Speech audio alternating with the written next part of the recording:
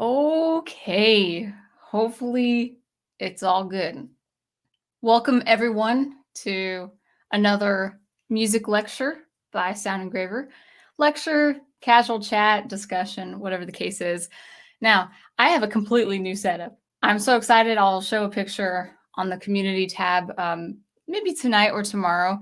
But I have a completely new workstation. So if it looks pretty distant, it is pretty distant because the computer is very far away. Now it looks like I'm coming in. So I've got my signal. I've got actually a pop filter right here. The microphone's just behind there. So if you guys would say the word, please say audio works. Audio is fine. Just anytime. I actually can't hear YouTube. In fact, I'm going to need to mute YouTube. I guess I could check the headphones, but anyone want to say? Okay, so Professor Geek just rescued me saying, you look and sound great. That's good. That is good. I even have the door open. I have like an overhead light outside that actually I think is affecting the light for the better. So we're just playing with light. My handsome prof little lit a candle back there. So it's got a kind of nice ambiance.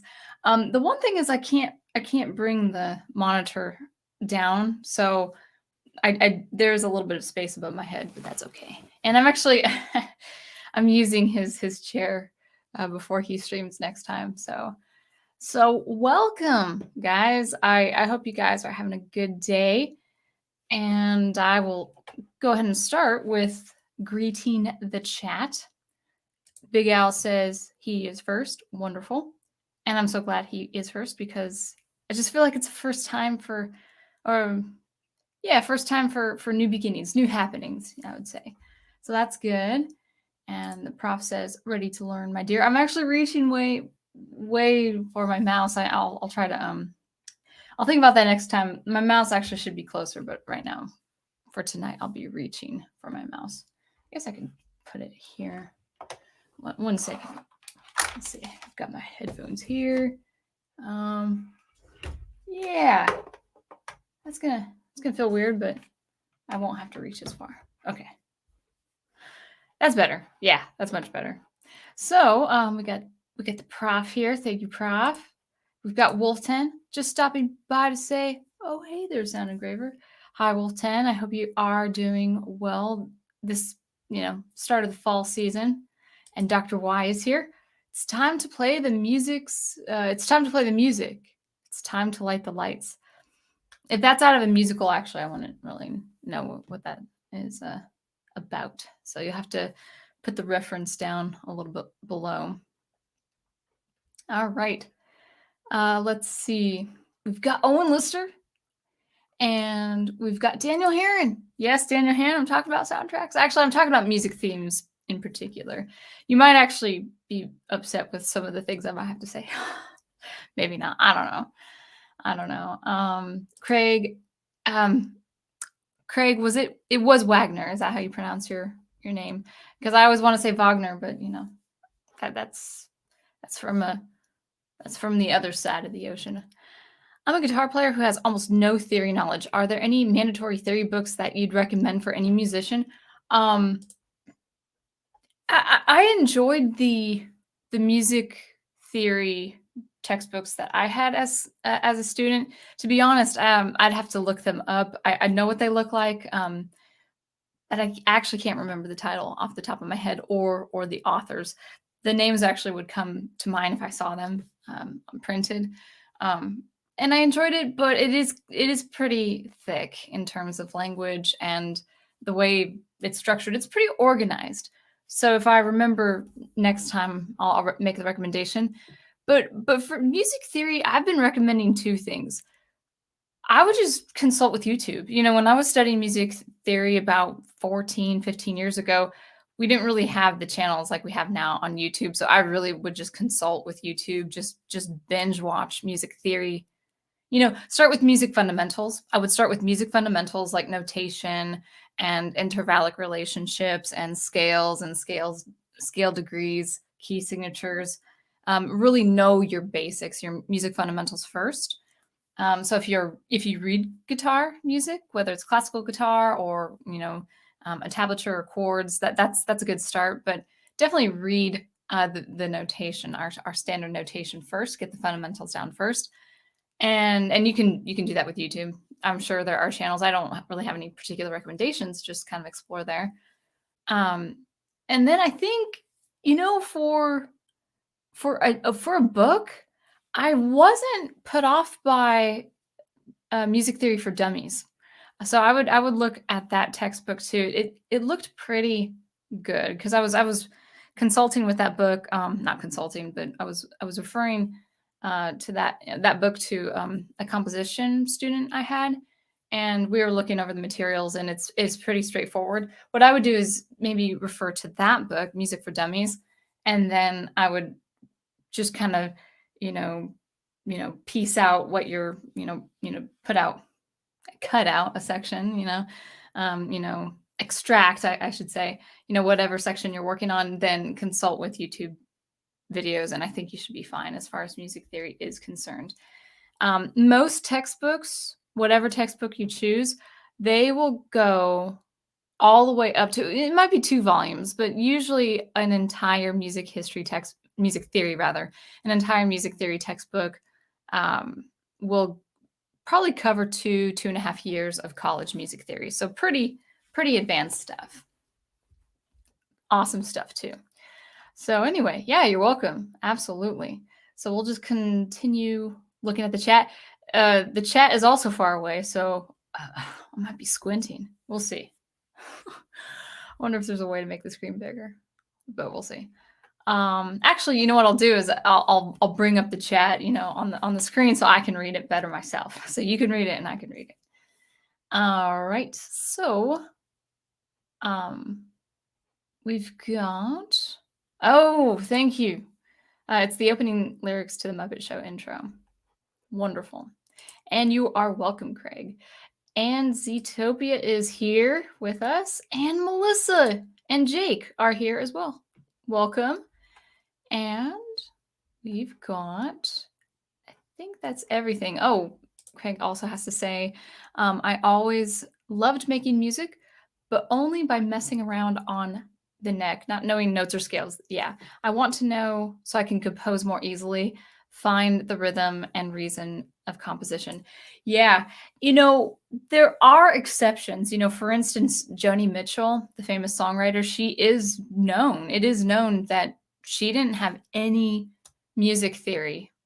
She had no education, formal education, to back her songwriting, but her compositions are really good. And I think it's just because she's very in tune. She has really good music sensibilities that can create good songs and good compositions. It's very, very fascinating. So on the one hand, it's not like you need to know music theory, but if you don't have music theory behind you, you have to have a very, very good ear. So if you feel like your ear is maybe subpar or maybe just a little above average, yeah, you could, it would behoove you to brush up on at least the fundamentals.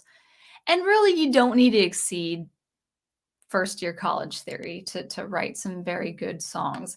It's always nice to know the second-year college theory, but second-year college theory really touches on tonal, harmonic, chromatic writing of the 1800s and into the early 1900s before it hit the modern period. So if you cover at least first-year college theory, you'll know enough. You'll definitely know enough to write some pretty good songs. So if you have a good ear, that will be good as well. All right, so let's Daniel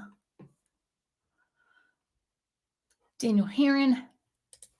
Danny Elfman had no music training. To this day, he can't read music. Interesting. That's especially interesting with Danny Elfman, because he knows chromatic voicing and very interesting voice leading that really would indicate that he's had some formal training. So that's pretty interesting. Again, it's Joni Mitchell, Danny Elfman. They obviously have a very good ear for this kind of stuff. I would always say that even with these world famous musicians and composers, I would say having music theory as a background really, really helps. Like I wonder if, for instance, Danny Elfman's scores would be even a little tighter if he knew, uh, if he's had that training or if he's had that practice. But honestly, it's probably practice. It's probably his practice and exposure in film music that's really helped him have his formula. All right. Sir Stone, welcome. Wasn't a big guitar player who couldn't read music. Oh, wasn't there, excuse me, wasn't there a big guitar player who couldn't read music? I think it was Eddie Van Halen, but I could be thinking of something else. As far as very famous musicians, I really wouldn't know. I'm actually not, I'm not specialized in different icons, but Professor Geek is a huge fan of Van Halen, so he might know. He might know that that is so, or whatever guitar performer you are thinking of. So. All right, it looks like we have everyone. I'm going to come back to the chat, but I kind of want to just take it away with my music lecture. There you have it. I was right. I knew he would say that, or at least have an answer for that. That's great. Yeah. So yeah, Professor Geek is my partner in crime because like we talk about writing, and then maybe what I don't know about music, he would know about music as well. So there you go. All right. So let's talk about music themes. Let's talk about music themes. I think this is really important. I've touched on this before on my streams. I've even probably had a lecture or two on music themes, but I'd like to talk about music themes again. It's been a while, and I think it's worth worth reviewing. So music themes, as you are aware, you guys who love film, different movies, maybe you guys are gamers who play games, maybe you guys are fans of different shows, and I'm really particular. I'd say we'll stick to the Western entertainment, but the Japanese have a very strong understanding of Western music composition. So I wouldn't rule out things like anime or manga. At the same time, I don't know soundtracks from those shows because I don't watch anime. So I can't. I'll just speculate. But I can imagine. I'm going to make an educated guess that the Japanese do know. Japanese producers and writers and composers. They do know music. And they do have Western music sensibilities like Western composers, composers of Europe, and of course, composers who are American. So I just want to talk about music themes that really do serve, that serve the purpose of telling a story. And I'll kind of pull up my notes. I will pull up my notes and get right into the lecture. But I want to talk about music themes and how they are different, how a theme is different from a motif. And maybe some of you guys are aware of the difference, but I'm going to go into depth. I'm going to talk about the difference, and we'll actually use examples as well. So without further ado, if audio is still good, I will pull up my notes, and we are going to take it away. And actually, I don't have a keyboard or a violin right now. I do have a violin, but I didn't prep violin playing, and I don't want to get a copyright strike or whatever. But I will be humming some themes that I happen to remember off the top of my head, and also some very famous melodies, both in the classical music world and also in the popular entertainment like music, like film and video games. So let's talk about what a music theme is. So music themes. What is a music theme? A music theme is a melody which serves as the basis of the music composition. Now, this means that it is the most important voice, and it is memorable. It is singable, it's hummable, it's memorable. It is the most important voice in a given musical atmosphere or musical setting. Now, traditionally, the melody spans from 4 to 16 bars in length, and especially in the Baroque period, getting into the early classical period. So Vivaldi, Corelli, and some great Baroque composers like Jeremiah Clarke, going into Bach with his um, harmonic inventions, and then also going into figures like Haydn and Mozart and Beethoven. So traditionally, melodies have been complete, and they typically span from 4 to 16 bars in length. Now, that might seem arbitrary to people who aren't musicians or who don't know music, but I would just say these kind of melodies, in the Baroque and classical period, are succinct. You can hum them, and they don't really exceed that length. In the popular world, in the popular entertainment world, something like Star Wars. I think Luke Skywalker's theme, if I remember correctly, I think it is 8 bars with an extension, but I don't know that off the top of my head. So just kind of think it's like it could be a short melody up to 4 bars, or with some extension up to 16 bars. Again, those are arbitrary numbers, but I'm just giving you a typical range. Now, longer melodies, longer themes that exceed something like 24 bars are found prominently in the romantic, getting into the late romantic, more impressionistic period. So a real good example of a very, very long melody that is memorable is from the first movement of Tchaikovsky's Symphony Number 5. It's a very beautiful melody. I mean, if you want to hear a little bit of it, I'm not going to do the whole thing because it's quite long. It's actually a very long melody, but it's still memorable.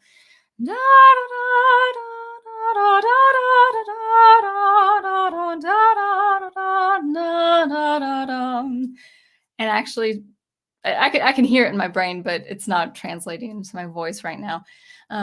But I think it actually goes up into, I think it was like 26 bars, 26 to 28 bars. It's very long, but it is distinctly the theme of that first movement of his Fifth Symphony. Now, what features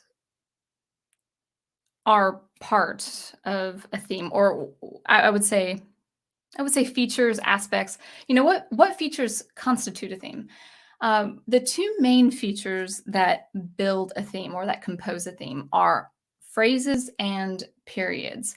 Phrases and periods are very, very, very important in tonal music, music that actually has structure, whether it's classical music, romantic music, music of the film world, music found in the film industry, all, dating all the way back to the late 1920s, getting into the 1950s, and ultimately music that we hear today. Well, we'll get into that. This kind of music actually, unfortunately, is lacking in contemporary film music, but phrases and periods are very, very important in composition structure. So for those of you who maybe aren't into music, you enjoy music, but you don't really know the theory behind music, I would say you would, I would equate a phrase, a musical phrase, like the first clause of a grammatical sentence. So I'll give you an example, as I've given examples previously on previous streams. If I am hungry, that's the first clause, then I'm going to go to the kitchen and grab something to eat. That's the concluding clause. So you have two clauses that form a complete sentence. So a phrase will start something, and then you'll have another phrase that concludes something. So the musical phrase is half, usually half, not always. I would say safely, I would say it's most predominantly half of a musical period. So an actual grammatical sentence that is complete with your clauses and your conclusions, that would be a period. That would be a musical period. So the phrase is a grammatical clause in a sentence, and a period is a combination of two or more phrases that completes that musical sentence, just in the way of an actual complete grammatical sentence. So hopefully that that makes sense. That was quite a mouthful. So phrases are shorter than periods. Periods have kind of a moment of anticipation before a conclusion, a moment of anticipation before closure, a closing idea. And phrases, they do have a bit of terminology that I'll introduce. I've introduced this before on my streams, but phrases have the names antecedent, like the question phrase, and a consequent, like the answer phrase.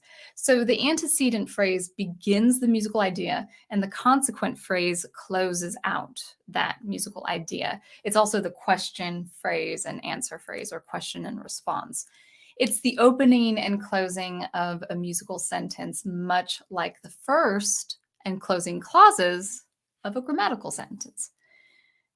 So, like as it is with Beethoven's Ode to Joy from his Symphony Number 9, or Ninth Symphony rather. The first phrase is da da da da da da da da da da da da da. I don't think I warmed up my voice, but that was the first phrase. So that was the antecedent phrase. I'll go ahead and hum that again. Da da da da da da da da da da da da da. That's the antecedent, and the consequent is da da da da da da da da da da da da. It ends on the tonic. It ends on that first degree of that scale, and then it extends da da bum ba da da da da da da da da da bum. That's an extension. That's another. I would say da dum bum bum ba da dum bum ba da dun dun dun dun. You can argue it's between 2 and 4 phrases. So 2 longer phrases to have that. Yeah, I would just say 2 small phrases to compose an extended phrase before the recapitulation. Da da da da da da da da da da da da. In fact, actually, that middle part, now that I think about it, da dum bum ba da dum bum ba da dum dun da dun dun. That's actually a longer antecedent or question phrase followed by that recapitulation or the concluding phrase. So obviously, the whole point of my saying this is music themes have a very specific grammatical music structure. Now, I'm going to go back to the chat just to see if I'm okay. Like audio didn't clip. Looks like it's good so far.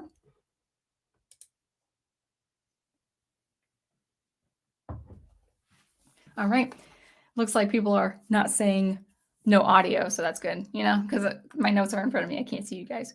Now we're going to go ahead and go back to the notes. All right, so a music theme, to recap, a music theme is a melody. It's the most important voice. It's the most prominent voice that serves as the basis of an entire music composition or narrative. It goes between, or I would say it spans between 4 to 16 bars traditionally, like in Baroque or in early classical periods. And then, of course, the longer melodies exceeding, 16 to 24 bars or even more, that happens in the late Romantic period.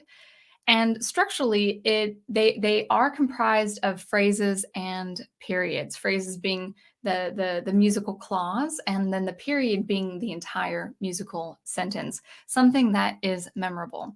So that's a music theme. It's a complete melody. It can be a short melody, but it is a complete melody, and it's hummable. You can hum it, you can remember it, you can sing it. Now, motifs, on the other hand, they are important, but they are not music themes. There is a difference, and I will say the difference now. Motifs are little musical gestures. So maybe in the way of a grammatical sentence, a motif really is a word or a pair of words that maybe are the most important words of that clause. So the most important subject of that clause or that sentence, or maybe an adjective describing that subject. So they are very, very important. And actually, motifs or musical motives, they are used by composers way back, from Beethoven to today. They are used as a basis for music structure or composition. And we'll get into some actual examples in a little bit.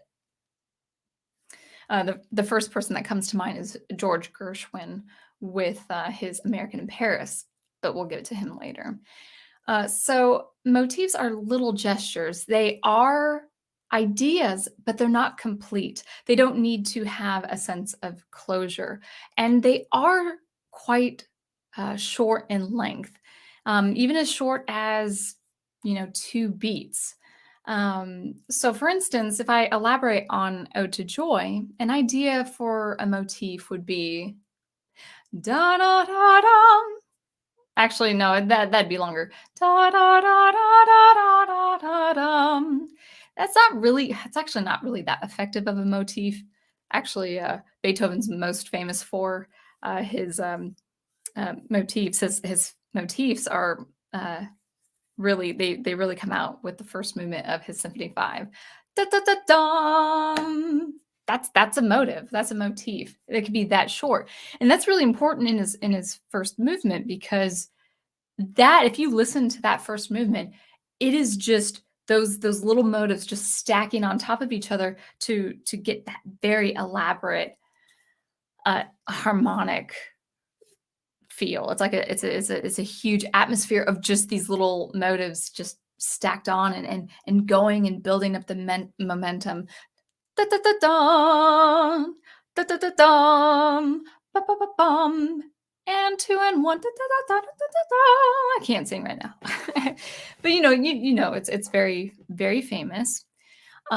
So motives, or motifs rather, they are short gestures. They are not complete. They are important, but they're not what really creates that epic music theme that you would find on or find in a film, as you would hear in a music soundtrack. So a real famous example for to dissect this is we'll use the example of the Brahms Lullaby that was composed in 1868, Opus 49, number 4, if you guys are interested. So da da da da da da da da da da, and the whole melody there. Now the motive there is really, or motif rather, da da da. That's it, because it repeats into the next phrase. Da da dum, repeat, da da dum, repeat to an intervallic jump. Da da da dum, bum ba da. A harmonic break going to the 5th, the 5 chord of the 1 chord.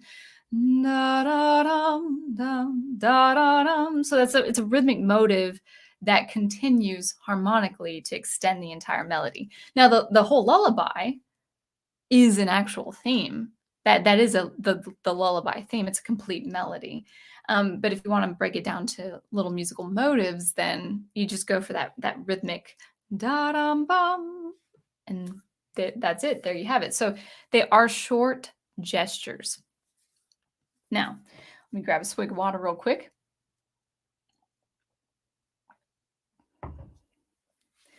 If you need any elaboration or clarification on the difference between theme and motive, think of actual long themes. The first classical theme that comes to mind is the very famous Mozart's Einkleinnachtmusik, which is bum bum bum bum bum bum bum bum bum. That's the first phrase. Concluding phrase is this dum bum bum bum bum. Actually, I got that wrong. This is the first phrase. Bum bum bum bum bum bum bum bum bum, dun dun dun dun dun dun dun bum bum. Ends on a half cadence. And then dum ba da da da da da da da, and it actually extends quite a bit. I forgot how many bars, but it has this nice it's got different, I think it has up to 3 different motifs that extend into phrases to complete the actual melody. And why that's a sure melody, that's a sure theme of that famous piece, is because he does return. Eventually, he has a moment of digression, and then he comes back to that theme. So themes also, even if they're very very long, like with Mozart's Ein Nachtmusik, if I can say that correctly, just look for a return, look for a little bit of musical pull and digression and escaping that idea, and then look for a return because he's gonna recapitulate that musical idea. A very long theme, but very memorable, is the Super Mario theme. Da da da da dun dun dun dun dun dun bum ba da dun dun dun dun dun dun dun dun dun bum bum bum bum ba da dun dun. That's actually a repeat of one big phrase, and then it goes into the next phrase.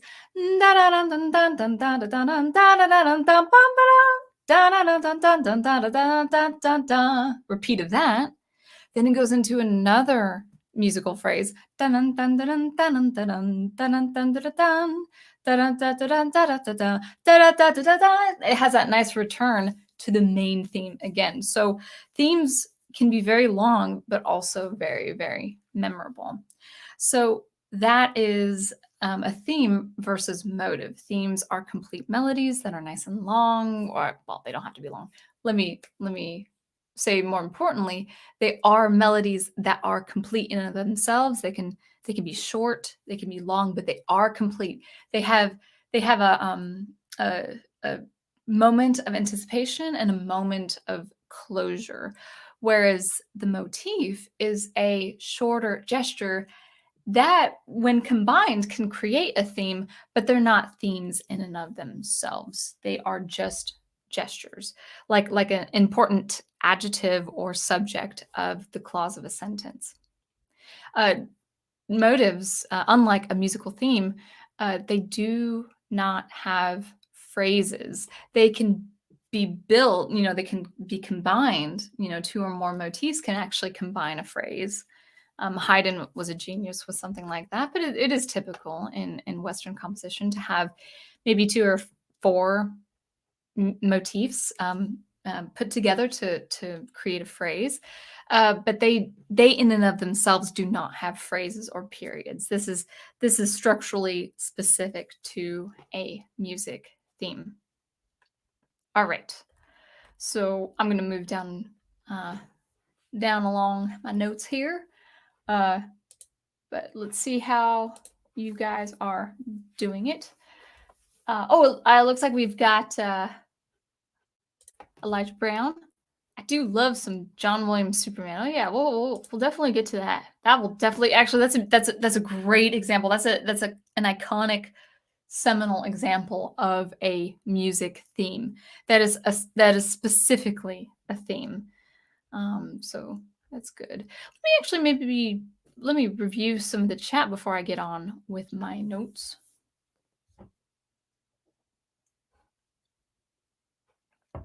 All right.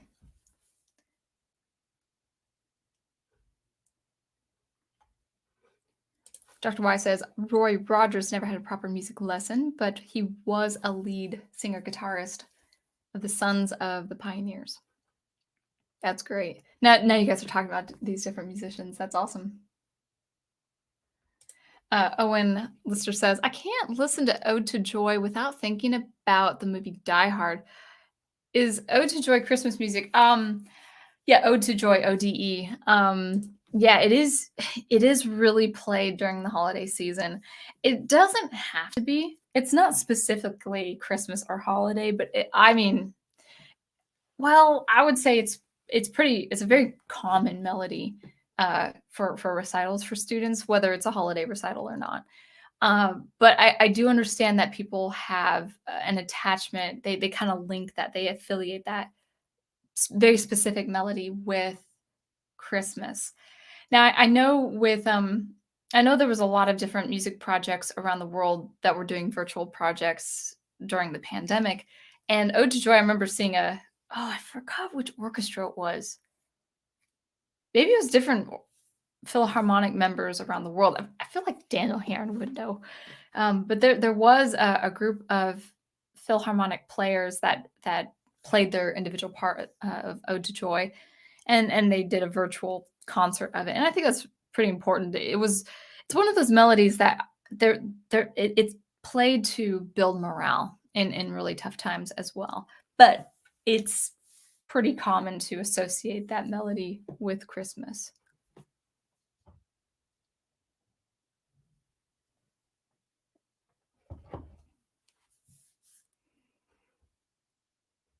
All right. Craig actually has a really good question. Can you think of any famous themes that don't close out with that second part? Yeah, I'm gonna be a little bit bold, and I know people can disagree with me. I know musicians and maybe professors and people uh, uh, who are into theory and who have music experience or experience in music. They might disagree with me. Actually, let me pull up that question again. Can you think of any famous themes that don't close out with that second part? I would be so bold to say uh, that's not really a music theme if it doesn't have that closure. I would say it would be a longer motif. I think melodies really structurally, the integrity of the traditional melody and melodies just in general, melodies composed even in the contemporary setting, melodies structurally have closure. They have a beginning, a middle with some heightened expectation, and closure. I know my professors from the University of Washington and the University of Wisconsin Milwaukee would disagree with me on that. They would say, that melodies they could be anything. What you're saying is a very conventional idea of melody. Maybe they want to get huffy, but I could hear them say, "No, that's you're just saying the traditional idea of melody in the classical music period." Well, I would say no. I think that's the integrity of melody in general, and I'll get into why. I will get into why that is important. It's important to have closure. I'll just say it now before I forget. When you have a theme that has the beginning and the built up expectation and the resolution, it's more memorable. So technically, as a composer, you can compose a melody or a melodic idea that doesn't have that structure and that integrity. But I will say, if you don't, you run the risk of writing a forgettable melody. So it's a really good question. I would say for me, a theme must have that structure, that beginning, that heightened expectation in the middle, kind of like the climax and the resolution, almost like a oh gosh, 3-act structure of a novel or a movie. It's got that same impetus inside the theme for it to be quite memorable. It's like if you have a story that is supposed to have a 3-act structure, but it's missing the third act, the resolution after the climax. I mean, does it really work? Is it as impactful? I do draw those parallels. Oh, sorry. Good. I think you answered my question. An incomplete theme would be more of a motif. I would say even more specifically, yeah, actually, we'll just kind of leave it there. I would say maybe even more just like a phrase, like you have a phrase, but that is kind of confusing. We'll say a music theme that does not have closure is more of a motif or even a leitmotif, a leading motive rather. So this is quite educational. I'm glad. I don't want my channel to not be so insightful. It is a music channel. I got to keep sticking with my music content, even though I'm a writer. One anime theme I always remember is one from the Guyver miniseries back in 1989. It's called Marvelous Bio Booster, and it has a great mix of electric guitar and violins. I would have to check because I'm really picky about what a music theme is and isn't. And again, this is just my educational advice or insight, however you like to call it. But I would say, because I'm going to give some examples coming up. I'm wondering if you know John Williams' score for Close Encounters. Are those iconic? Are those 5 iconic notes a motif? I'm actually not familiar with that soundtrack. I'll have to check, but just by what you had said right there, the first 5 notes, I will almost be 98% to 100% sure that that is a musical motive that he expands on, like Beethoven did and all that.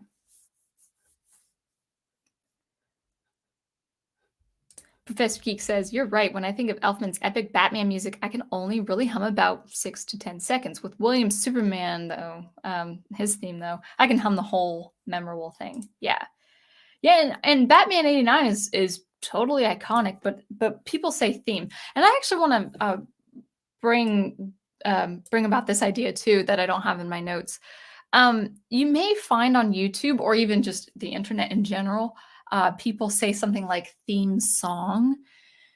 Theme song is as it sounds. It's a song. So when you hear a musical theme that's instrumental, people might confuse that with theme song. Anything that has the word song in it is sung, meaning there's a voice, meaning there's probably words to that. It's music theme actually is not strictly instrumental, but it is different from a theme song. A theme song, like kind of opening of a show or whatever. Well, actually, a lot of shows just have instrumental themes. Now that I think about it, things like Game of Thrones. I don't watch Game of Thrones. That theme might be another stream altogether. I'm not really a fan of that theme. I know it's iconic and I know it's famous, but I just there's a reason why I don't care for that theme. It's good, I guess. But the theme song actually, songs with words, Unless you're Felix Mendelssohn, who wrote pieces called Songs Without Words, a song is something to be sung with lyrics. So you might, if you go on YouTube, say, oh, the Iron Man 3 theme song. It's like, well, that's not a song because it's an instrumental.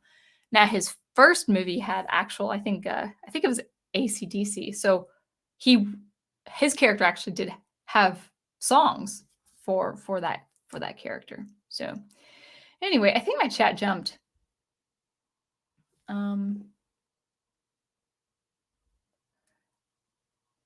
Yeah, I think the chat jumped a little bit.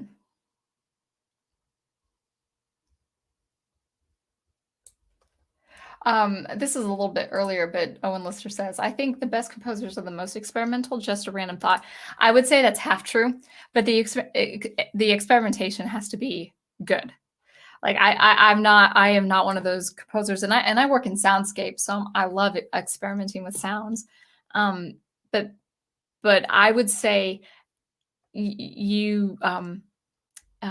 composers might not churn up good music just because it is experimental, but composers who do experiment and who do know what they're doing in their experimentation, yeah, I would say that is true.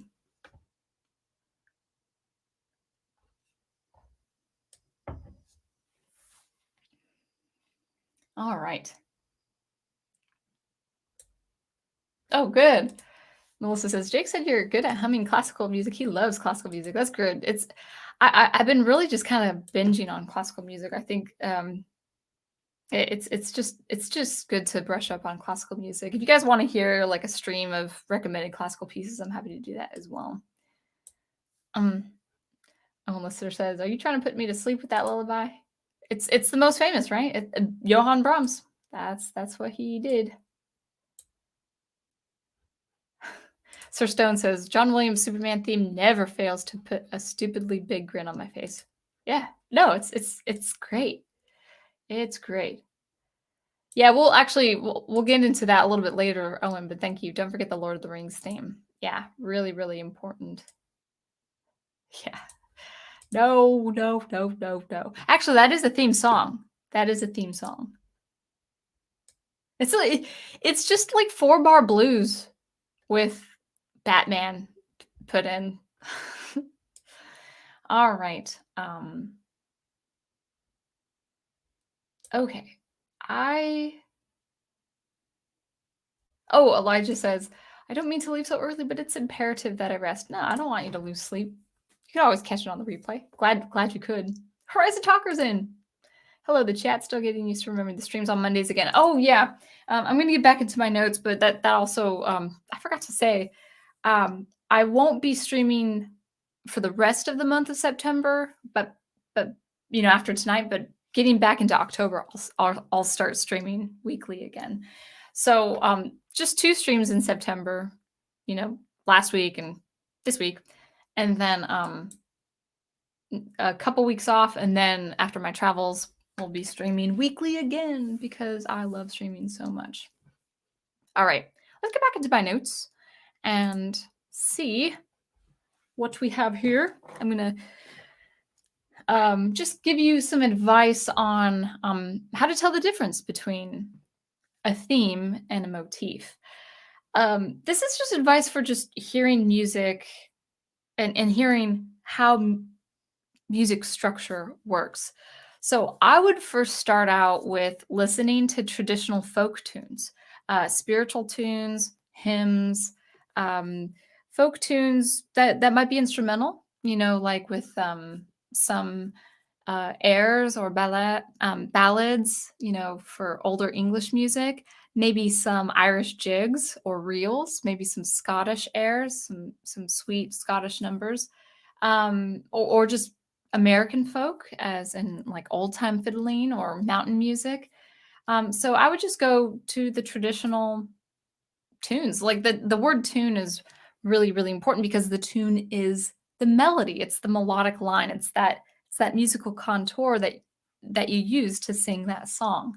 So just kind of experiment with listening to traditional music, traditional American music, traditional Western music in the different forms, as old as, like the troubadours of the French, the Parisian times of, I think, the 13th centuries, I think it was. Yeah, but so listen to old songs, how the structure works there. Usually songs are memorable because they're telling a story or a narrative. It's really important to have that distinction.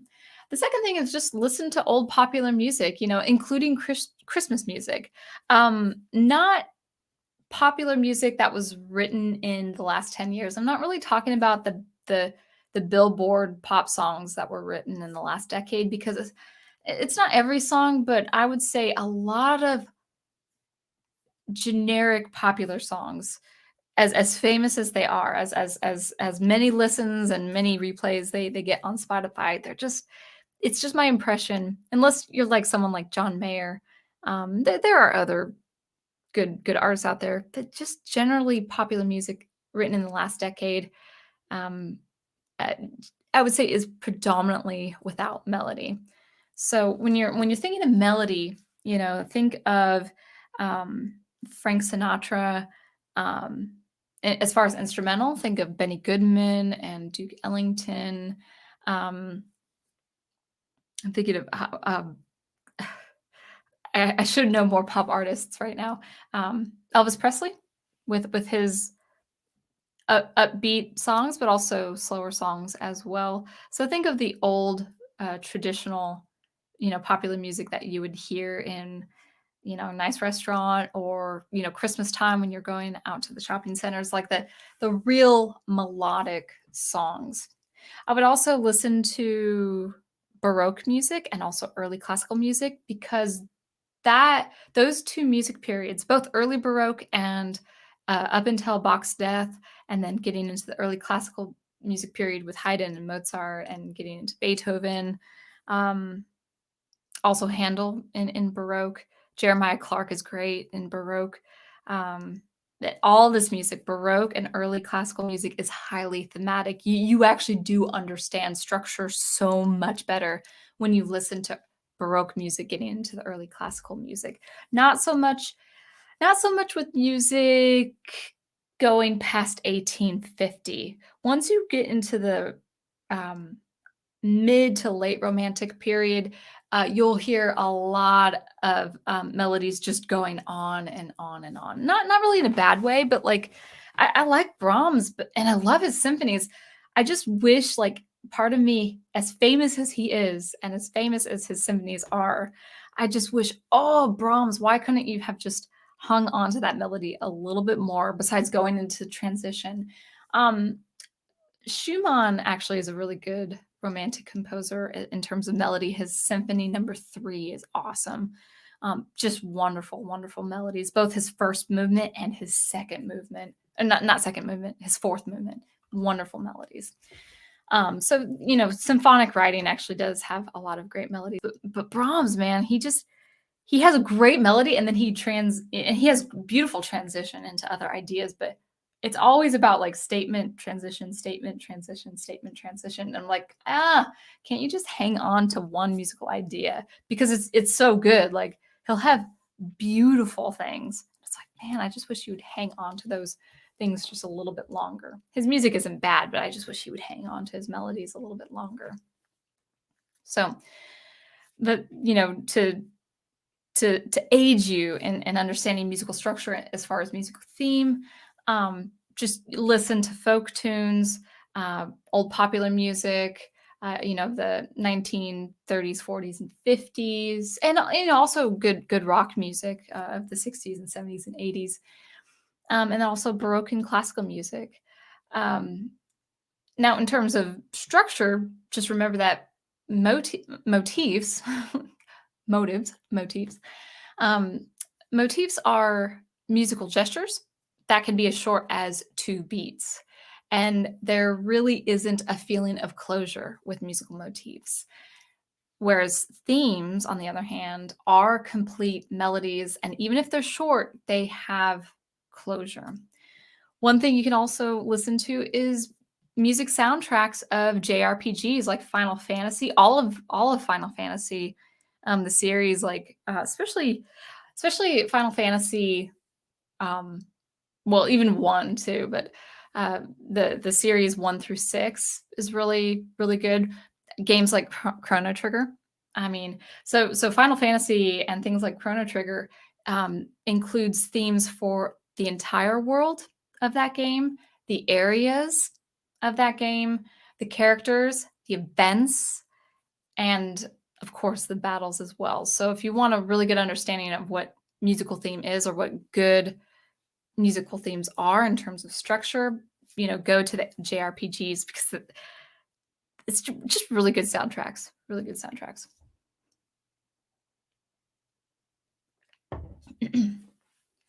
Now, let's use some examples from the popular entertainment. I've got a list. I've got a list of themes and what we know to be themes. And I've also got a list of people who, or not people, I've got a list of musical pieces that actually are not themes, even though people think they're themes. It's okay. It's easy to misunderstand this, or get this confused, rather. But they are not themes. They're actually motifs, or I would say they are leitmotifs. So leitmotifs are, or the traditional sense of the word, and with the Germanic meaning, or German, the German translation, I think I should say, is the leading motive. So it's not just a musical motive, it's the leading motive. This was introduced by Wagner and his opera. So I've got hero themes, and I've got hero leitmotifs, and I've got a short list, because I just don't have time to go through too many examples. But I've got a short list of music on what is not at all a theme, and there's a reason for that. So let's go through a list. I don't have everything, because 1, I haven't watched all the movies yet, and 2, I didn't really have time to look through all of them. So I know I'm missing a few.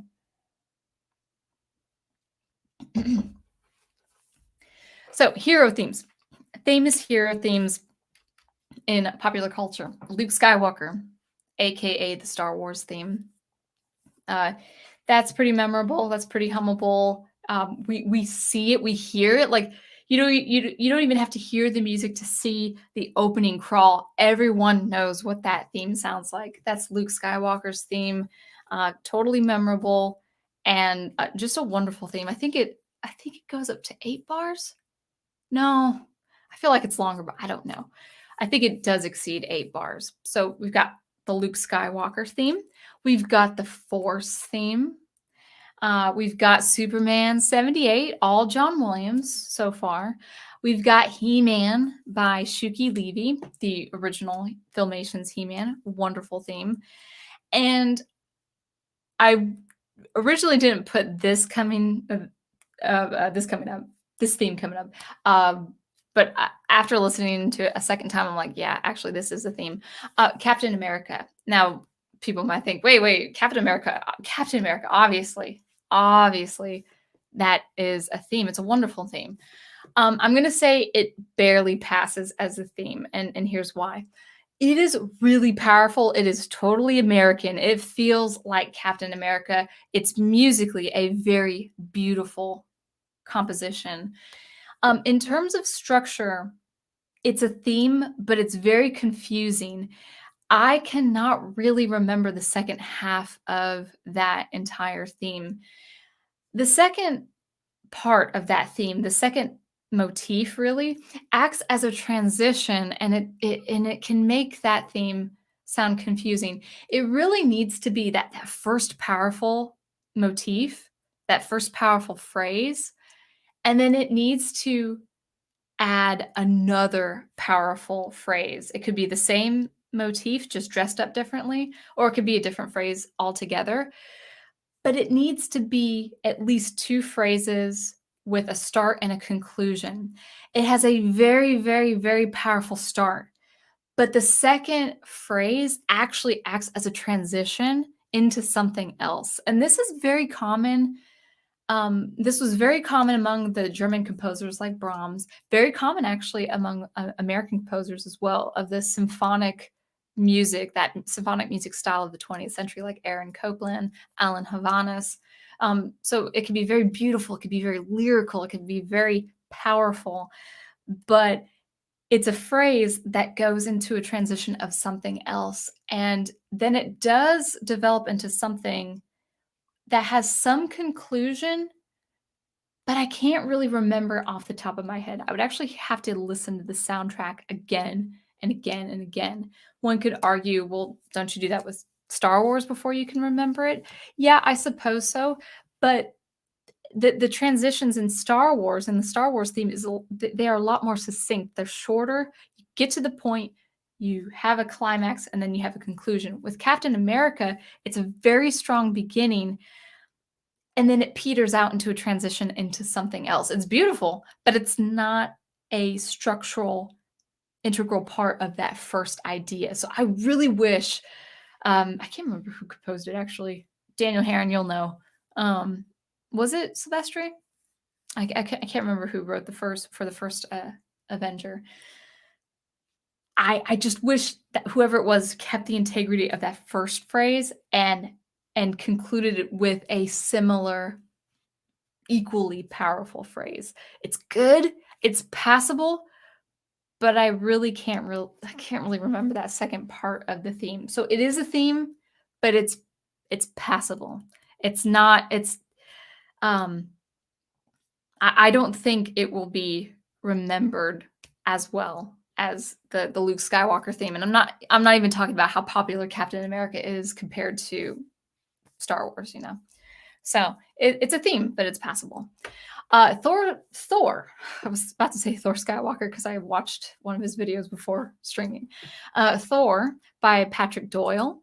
That's actually, at first I thought it was just kind of like this musical suite, but it actually is a theme. It's very simple, but it's so uplifting. It's a very, very simple melody, but it is a melody. It's a functional melody with some a really powerful, strong start, a little bit of harmonic breaking and smooth transition to a closing idea. And it's wonderful. So we've got Luke Skywalker, Force theme, Superman 78, He-Man, Captain America a little bit, Thor, Iron Man 3. Not even Iron Man and not even Iron Man 2, but Iron Man 3. I forgot. I didn't write the composer, so I feel bad. I don't know who the composer is right now. So put that in the chat, guys. And I think it was Craig. Oh no, I think it was Craig Armstrong. No, that was the Hulk. Okay, I'm not getting it, but that's okay. So for whoever was the composer who wrote for Iron Man 3, and maybe it's the same for the first two films, Iron Man 3 is a very powerful, just like Thor, it's very simple. It's a very simple melody, but it's a prominent melody with a start, a middle that raises the musical narrative to a climax, and a resolution. And it's short. It's short, but it works. It's completely functional. It's completely powerful. So Iron Man 3 and Thor, while those two themes are very simple in nature in terms of melody, very simple to play intervallically, there's not much activity, there's not much rhythmic activity inside the melody, they still work. It's still they still serve as complete melodies and very impactful. And then also a hero theme that I wasn't sure at first to put down, but it actually does work as a theme the more I was hearing it, and that is Agents of S.H.I.E.L.D. At first I thought there was a really powerful motive like it was with Captain America without any real closure, but actually the more I was listening to it and humming it, I was like, yeah, actually it does have a really strong start, really strong start. It has an extension of that same first phrase and then a conclusion. So Agents of S.H.I.E.L.D. works as a hero theme as well. So there we go.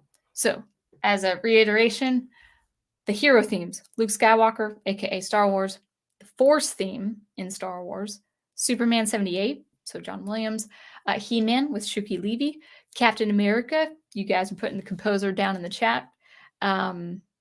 Thor, the first film, I forgot to check out Dark Fate, but that's okay. I didn't look at the whole thing, guys. I didn't have time. Captain America, Thor, Iron Man 3, and Agents of S.H.I.E.L.D.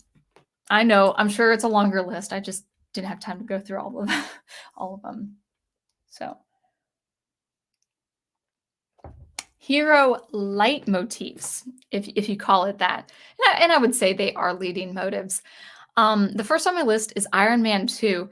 You have two main motives. You have two main motifs. But when they're combined together like two different phrases, it actually creates a confusing theme. It's not singable and it's not memorable. So Iron Man 2, if you see it as a theme on the internet, it's actually not a theme. It's actually just a couple of motives combined that creates a little bit more atmosphere, but not really a strong, tangible, singable melody. Batman 89 is iconic. Everyone knows it, but it is a motif. It's a leitmotif. It's not a theme. Now, I might be saying some fighting words right now for the next one, but I'm sorry, guys. I'm sorry. No matter how much you love it, and I love the movie, but the Avengers is not a theme. It's not a complete musical theme. It's very powerful, but it is not a complete theme. The main motif, when the Avengers are all coming together to start something, to fight something, to defend New York. I hear it now. Dun dun dum ba dum bum bum bum bum. Like okay, that's really powerful. I mean, it's got the dotted rhythm. It's got that military feel. It's got that hero feel. However, that thing that I just sang, as powerful as it is, it doesn't go anywhere. It kind of drifts more into that dramatic atmosphere. There's no extension. There's no additional phrase. There's no starting phrase to start it and then to complete it. There's no sense of closure. It has that real powerful idea, but it doesn't conclude the musical narrative. How I can tell this is actually there's no harmonic break. If you have like a drone, bomb, like if you just kind of sing that note, sing that pitch, all of you guys right now, dum, and I'll sing that idea, dun dun dun da dun dun dun dun dun. There's no harmonic shift. It stays on the tonic the whole time. It's not really bad, but something that can really cause a very impactful complete melody is a harmonic break from like the 1 chord to the 5 chord or to the 4 chord or to the minor 6 chord or maybe to a diminished chord, even maybe to the minor 2 chord. But that theme has um, just that tonic the whole time, and then it drifts into something else. It's powerful, but it's not a complete melody. And I would say to composers or to film composers, you famous film composers out there who are listening to my stream right now, or people who want to get into film music, something like the Avengers actually it runs the risk of being forgettable, unmemorable. For instance, I can hum the Star Wars theme. I can hum the Fellowship theme. I do remember the Avengers theme, but that's because I listened to it today. I'd have to like search in my little memory banks and say, okay, how did this go? Dun, dun, dun, da, da, da, da, da. And so without the harmonic breaks and the succinct transitions, it's like, oh, well, this can kind of apply to anything, really. So as powerful as the music for the Avengers is, it is a motive. It's not a theme. So I'm sorry, internet people out there who say, you got to look up the Avengers theme. To that I say, you got to look up the Avengers motif.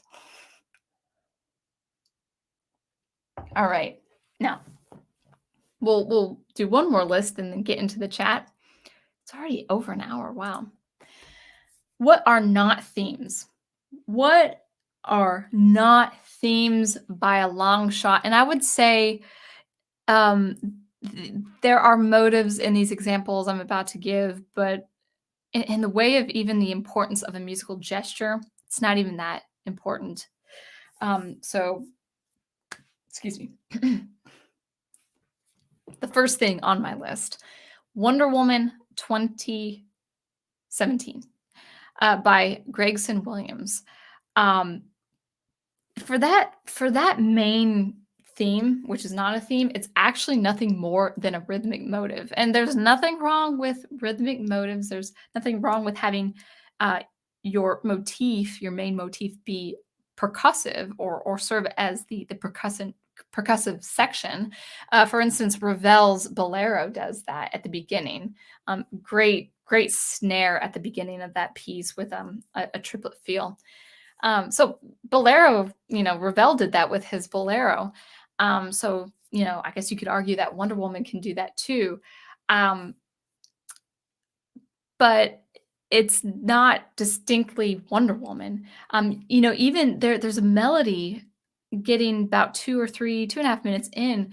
And even with a melody though, when it's introduced, it could be anything. Like when you hear it, it's like, well, that could be used for like an armada fleet on the ocean. It could be used for like a stampede of horses or wildebeest or whatever. It could be used for anything dramatic. It could be used for an army. It doesn't have to be used for a single person or a single character like Wonder Woman. It's atmospheric, but it can be used for any scene. It can be used for any event. It could be used for a population. It could be used for a whole world. It could be used for a whole galaxy. It could be used for any other individual besides Wonder Woman. It's just not specific to Wonder Woman. It's not distinctly for Wonder Woman. Like with John Williams' 79 for his score for Superman 79. That's distinctly Superman.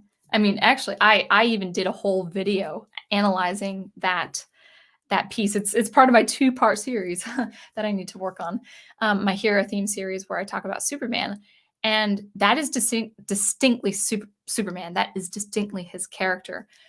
This Wonder Woman, 2017 score, it sounds like nothing like that would be distinctly Wonder Woman and her character. And to make matters worse, Snyder's Justice League with Junkie XL. Junkie XL, he continues the rhythmic motifs that that Gregson Williams, what he does in the 2017 film. And then but then he just adds like two passing tritones, and it's just, it doesn't sound feminine, it doesn't sound iconic. You kind of actually, if you have a good ear to hum two tritones, oh, that's not even a tritone. I can't even do a tritone right now on the fly. Nope, I'm not humming a tritone right now. It's probably because I'm on stream right now. But the point is, two tritones are six semitones apart, and it's supposed to be really jarring. It's the most dissonant of all intervals, apart from the minor second. Actually, no, I think the tritone is a little bit more dissonant. I don't know. Yeah, that and the minor second is the most dissonant. But it's just these two. I can't do it right now. See, I can't even remember it. That's how bad it is. And I have a good ear for these things. I'm not doing this on purpose. I really can't. I can hear it in my head, but I can't translate it with singing. So it's not memorable at all. It's forgettable. It could be anything. It could be like these gangster aliens. You know, it could be humanoid creatures. It could be animals that talk or something like that. It could just be used for anything. It's just not memorable. It's definitely not Wonder Woman. Now, also not a theme, Man of Steel, 2013 by Hans Zimmer. There is a melody, but like it is with the Wonder Woman 2017, it can be used for anything. It's not distinctly Superman. The melody that is introduced halfway through acts more like a leitmotif. It's not a complete theme. And again, it could be used for any other character or any other event that is not Superman. So it just does not work as a theme at all. Iron Man 2008 by, I don't know how to pronounce his name, Ramin Djawadi, which I wonder if that's the same guy who wrote Game of Thrones, because that sounds familiar. I didn't bother to check. That's more based on atmospheric stuff, just kind of like it was with Hans Zimmer's music. Nothing really remotely distinct about that music. Doesn't, besides like the AC/DC tracks, it's not distinctly Iron Man. It's like it can be used for anything. And then my last two examples are the Hulk films. So The Incredible Hulk by Craig Armstrong, very nebulous. It's just atmospheric. It has nothing. I don't hear a melody. I don't hear a concrete melody. Nothing is complete. And also the Hulk 2003 soundtrack by Danny Elfman. It's also not a theme, Danny Elfman. So yeah, not really any structure, just more atmosphere. So all right. So we are getting in a little bit. How are we doing as far as time? All right. Oh, a little over an hour.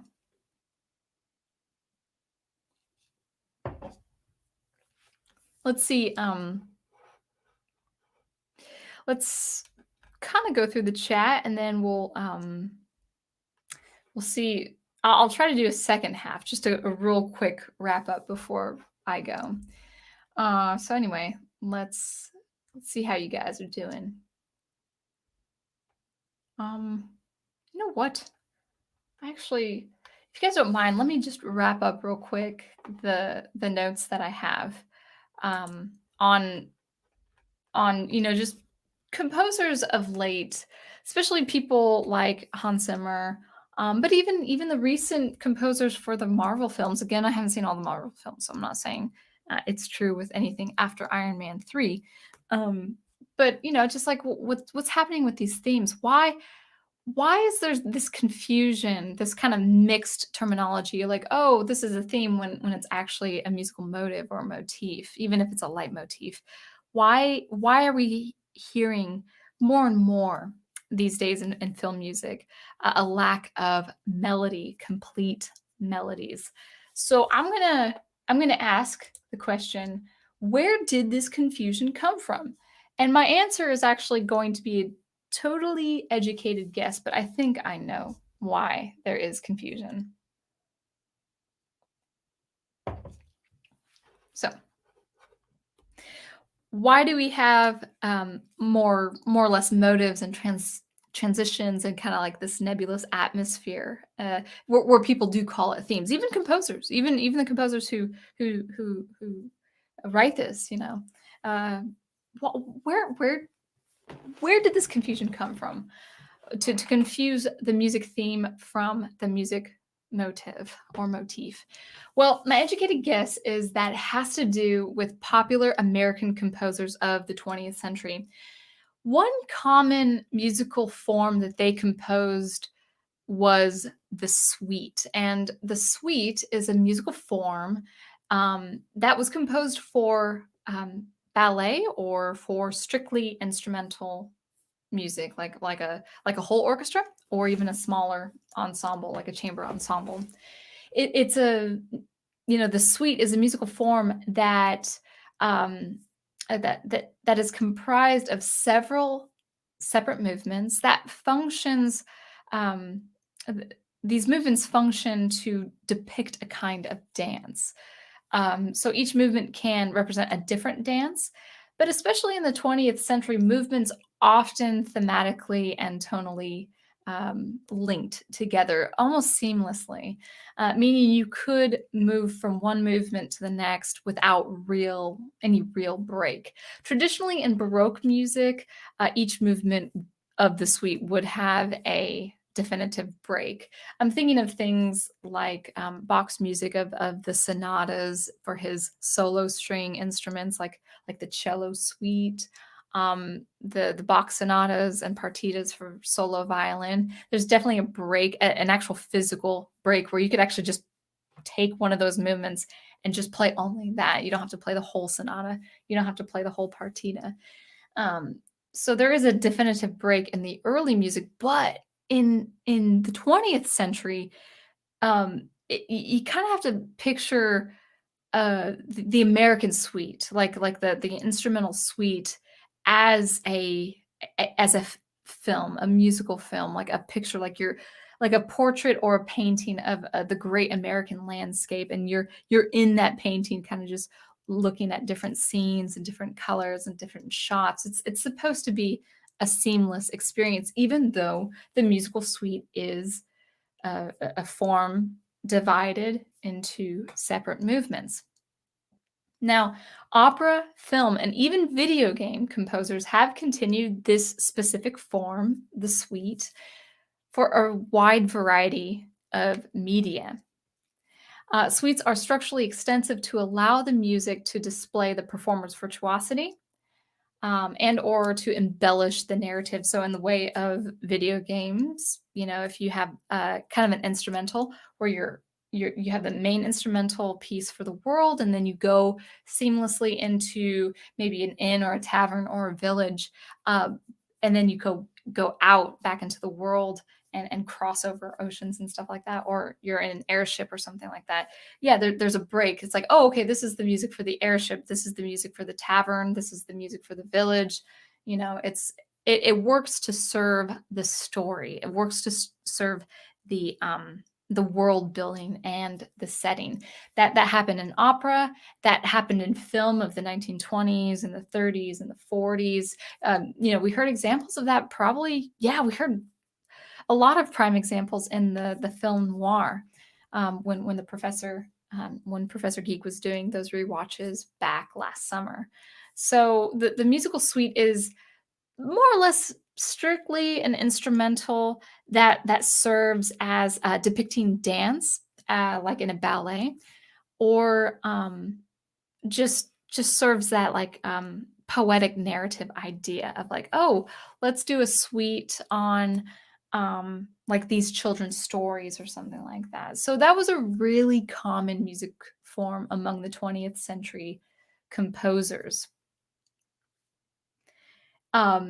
Even back then, even back in the 1930s and 40s, the suite was adopted to serve as background music for scenes and transitions between scenes. So, in short, you need the atmosphere that helps the viewers tune into the story or the gameplay without being distracted by the music, because the music the music to ballet, the music to film, the music to certain plays, if you have, stage musicians, the music is secondary to the story or to the narrative. And I think I'm going to talk about two composers in particular, two American composers that really in many ways, shaped the film score. That really shaped that epic narration, that cinematic narration. But they, one in particular wrote in suites. His famous pieces are orchestral suites or suites out of a ballet.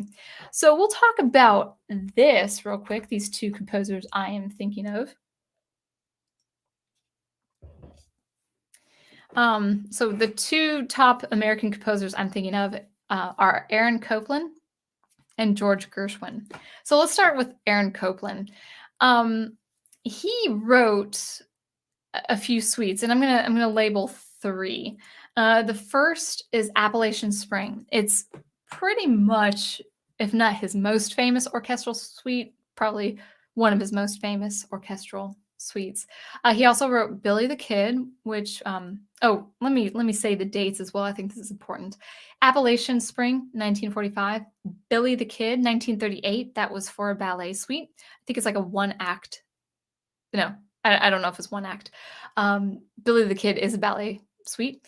Hoedown, written in 1942. That was from a one-act ballet called Rodeo. It's about I would say 27 minutes long. I'd say 25 to 27 minutes long. Hoedown, if you guys remember, it's probably still airing as a commercial, but if you guys remember Beef, It's What's for Dinner. That music, I can't sing right now. I'm losing energy. But that Hoedown is that famous melody is Hoedown. That's a strong melodic theme after a very, very active introduction. Hoedown is the last movement of 4 movements of his one-act ballet Rodeo. And if you just listen to Rodeo, it's like 25 minutes. You can go on YouTube. It really has like that setting, that world building of that old American feel, like that frontier feel, like you're going out into the landscapes, into the plains, and you're a pioneer. You've got some cattle. You got your Saturday night dances, square dancing and all that. It's really great. So these 3 pieces are suites. They're to depict a scene with some digression and transition and into the next scene. Like with Rodeo, I can't remember what the scene was for the first movie. It was like a frontier, and then it's like a nighttime piece, like the plains at night for the second movement. Then like you've got your square dancing, partying Saturday night with men and women dancing for your third movement, and then you've got your hoedown for the fourth movement. So depicting imagery and depicting a very specific setting. Now on to George Gershwin. I'll talk also about 3 of his famous pieces. And by the way, I would just recommend it and I'll try to write in the chat these pieces. But 3 of his famous pieces. The first is Rhapsody in Blue, which was composed in 1924. The main theme, opening with a clarinet, kind of a swanky, lazy clarinet, is short. It's a very short theme, but it is a complete idea. And then he introduces a very beautiful melody in the middle of the composition that also can act as its own theme. So Rhapsody in Blue is a great piece. Actually, it was one of the musical sequences of Fantasia 2000. I did that rewatch last year sometime. So yeah, that's Rhapsody in Blue, composed in 1924. American in Paris, composed in 1928, begins with the main theme that, with another theme involving car horns, extends to a musical climax. But this theme he reiterates again and again in a different wonderful context. It's just reintroducing the theme in a very dramatic, musically dramatic idea. It's very appealing. It's American in Paris. If you are not aware of that piece, I played that piece in an orchestra about 15 years ago. It's so fun, and it's a wonderful composition. But he goes in hard. He starts right at the beginning of his piece, the main theme, with another theme. So you could kind of think of it as a very long phrase followed by a very another long phrase that completes a main overall idea with a climax. And he builds the rest of the composition on those musical ideas and the musical motives that are embedded inside that first theme.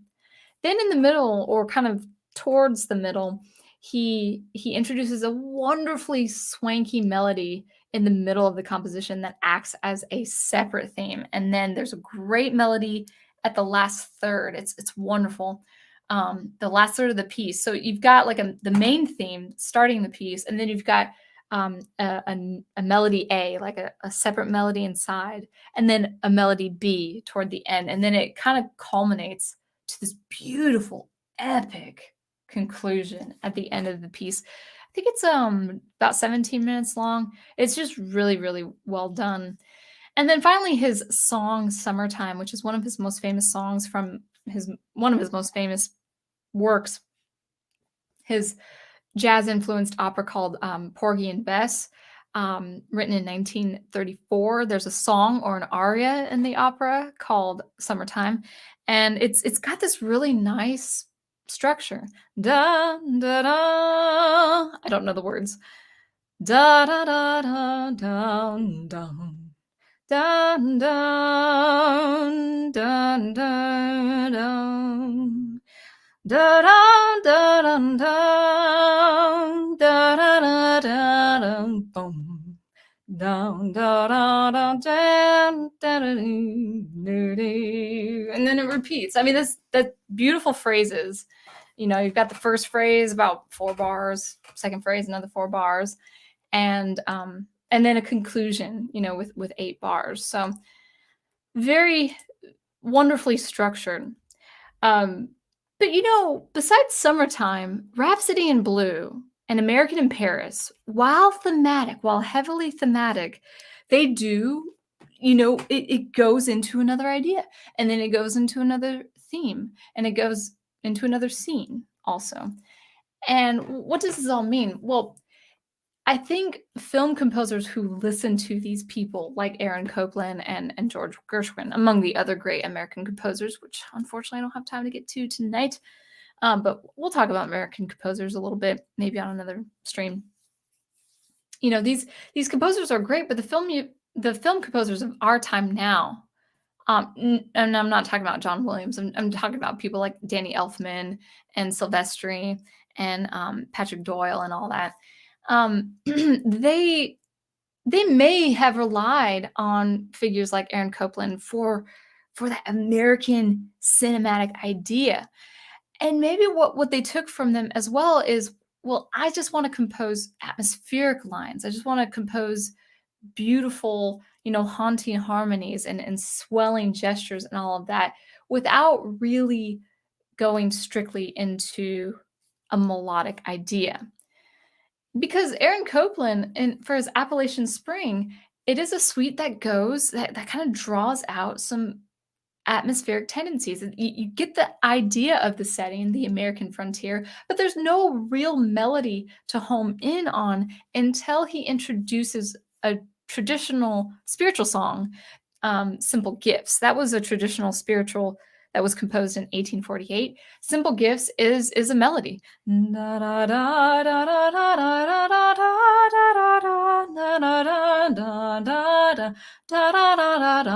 That's one whole phrase.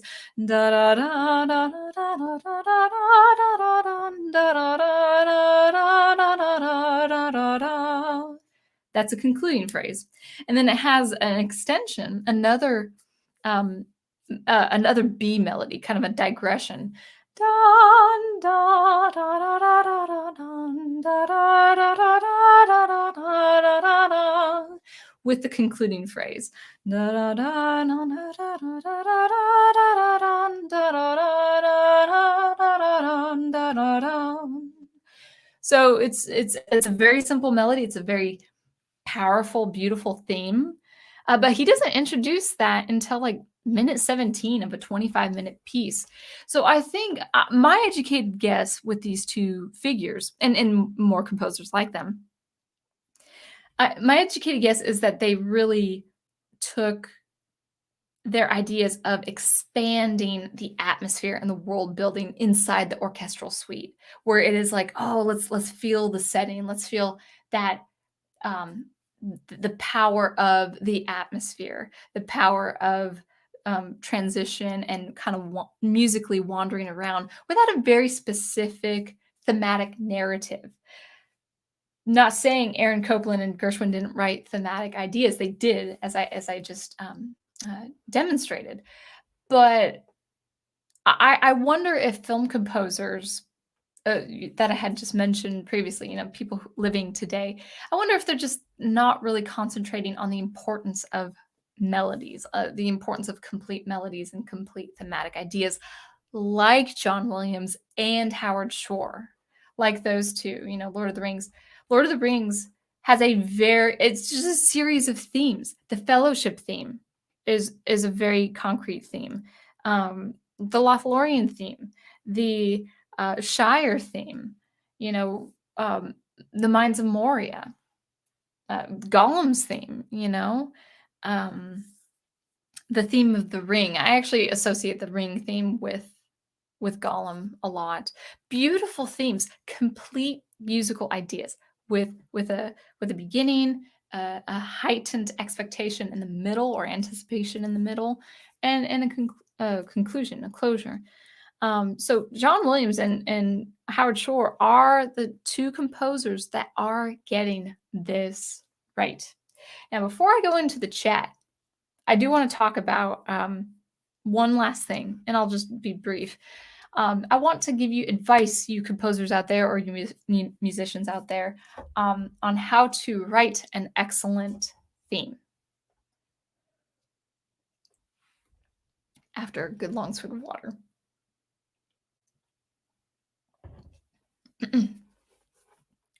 So, how to write an excellent theme? The first most important thing is you have to make it singable and memorable. This means the melody has to take the center stage. Not all voices are equal. I think I know contemporary composers of modern, postmodern music, they're very uncomfortable with this idea that there are voices inside a musical structure that are more important than other voices.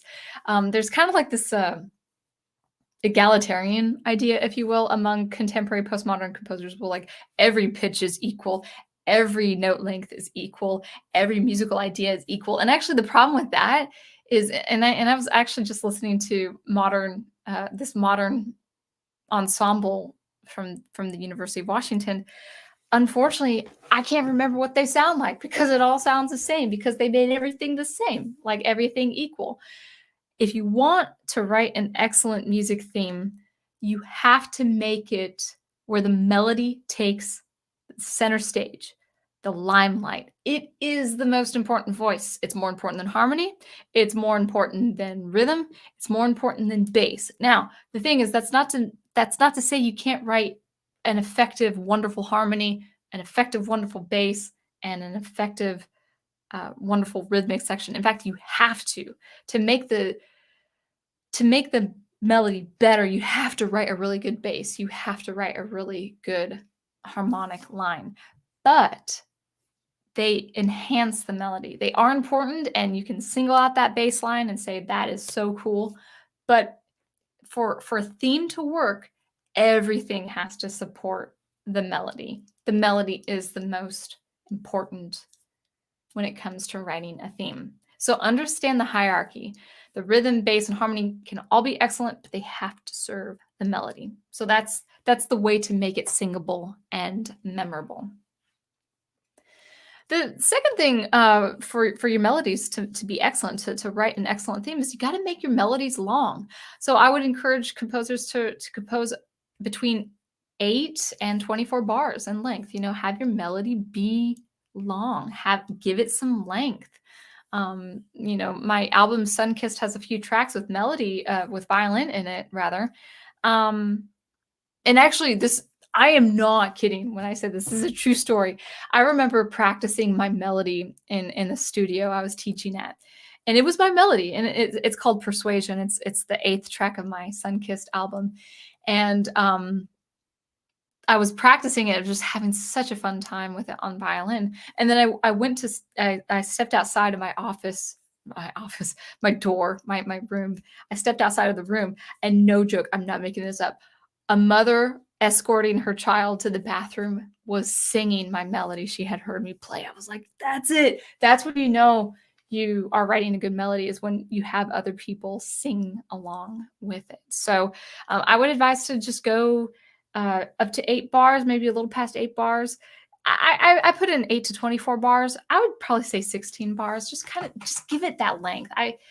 I would dissuade you from writing anything shorter than 8 bars. Definitely not 4. It's doable, it works, but to make it stand out, it just has to have a little bit more length. I would have a 4-bar phrase followed by another 4-bar phrase, concluding with an 8-bar phrase. That's pretty strict, I know. It's formulaic. I know that it sounds formulaic, but it really, really does work. So make your melodies long.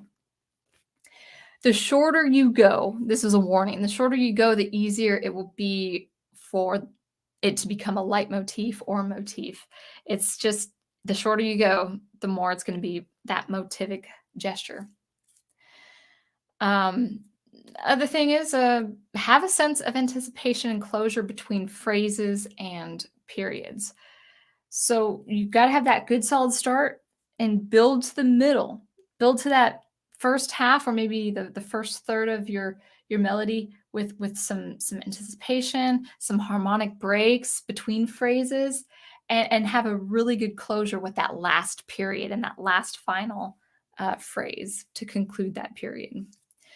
Build your melodies with emotionally powerful motifs. So motifs aren't wrong. They're not bad. I keep saying the difference as if they're inferior to themes. They're not inferior. They are really the backbone that can really give you a very good theme. So I would say with your melodies, they should be uh, built upon motifs that are very powerful emotionally. So your motif should contain a few ideas. One is engaging rhythmic ideas, dotted rhythm, for instance, the Superman theme. Ba-da-da-dun-da-dun, dun-dun-da-da-dun. A lot of dotted rhythm, got that military feel, military in a good way, not like Imperial March way.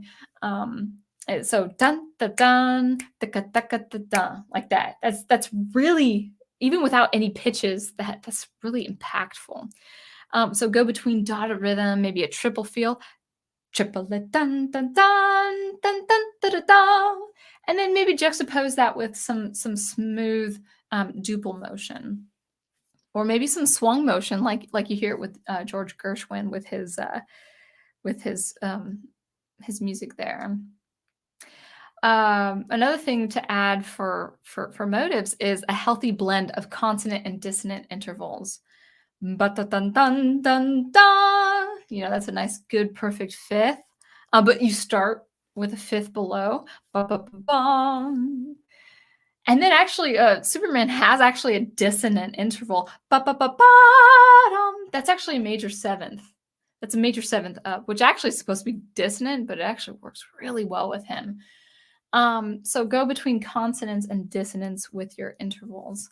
Also for your motives, go modal. Explore modes, like Phrygian, Mixolydian. In fact, I have a theme in mind for a world I have in my science fiction that uses the Phrygian mode. I don't want to sing it because I really do want to compose it later. You'll just have to trust me. I don't really want to sing it right now, but it's good. I like it. I like it. So anyway, so make your motifs very, very strong. You know, Captain America, it's just really um a really strong start. And if you can just build off of that, then you have a really heroic, epic theme. So, and just to conclude, who does themes right? Well, John Williams, obviously, and Howard Shore. And actually, if film composers do not follow suit, if they do not follow what John Williams is doing, you know, isn't he 89 or something? Like he's we're not going to have him for very much longer. And I think film composers, if they do not follow suit, if they do not study him meticulously, film music will, like 20, 30 years from now, will sound very generic. They will sound the same. People might argue that Hans Zimmer is great, and he is good in his own right, but he does sound the same. He sounds the same every time. Now, people might say, well, that should be true of any composer. You know, they should sound the same because that's uniquely them. I would say, as Owen said before, like you got to experiment every time. You can't fall into too much of a formula where it in a bad way. Have a formula, but don't kind of don't get too lax with that formula. And if film composers of today do not follow what John Williams is doing, what Howard Shore did with Lord of the Rings, then film music will never be the same again. And they need to go back to composers like Copeland and Gershwin and Duke Ellington and all the great American composers that wrote for film as well. All right, so that's all my notes. I see people kind of leaving. Let's see, we've got, I would say probably about 20 more minutes. I'll get through the chat. Thanks, guys. I know that was a long lecture, but thank you for sticking around with that. All right. So let's see. Melissa Harris says, Batman Returns, Penguin's death made him cry. The death theme had a sad side show circus element to it. Yeah, that's pretty important to have a very distinct nuance to a character on top of a theme. That's important. Melissa says, I never got too into classical music. I'm too much of a fan of rock and heavy metal. I like the adrenaline rush, and it gives me the adrenaline rush it gives me, especially when I'm at work. Well, the thing is, especially with rock, and I would say I don't listen to much metal. I mean, I do like some instrumental metal, but I like softer metal. They take from the classics. They take from not classics. That's literature. They take from classical music. Like I guarantee you, the music you listen to, especially with rock and some metal, goes straight to Baroque, and actually, I would say early Baroque into Bach's time. If you listen to Vivaldi, he was a rocker of his time. The momentum in his music and the chord progressions in his music is pretty impactful. I might give a stream on recommending classical music, just if people were interested. All right.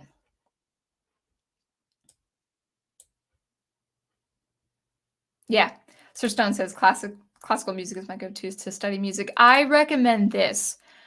For classical music, for your study music or any menial tasks, I do recommend early. Actually, I recommend as far back as the Renaissance period and chant music.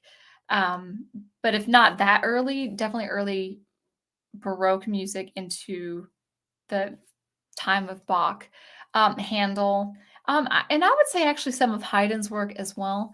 I really wouldn't go past 1835 when it comes to studying, because there is something about structure. There is a sequential nature to the structure of classical music, early classical music and Baroque music, that really does stimulate the brain to home in and focus.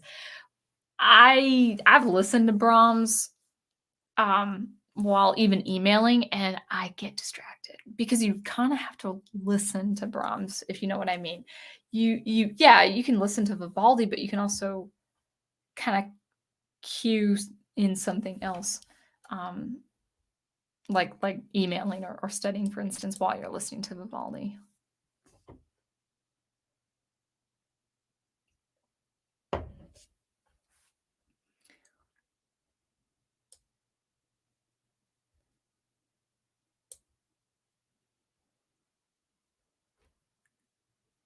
Yeah.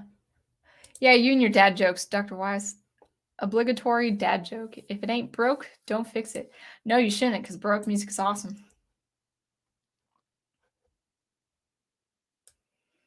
All right.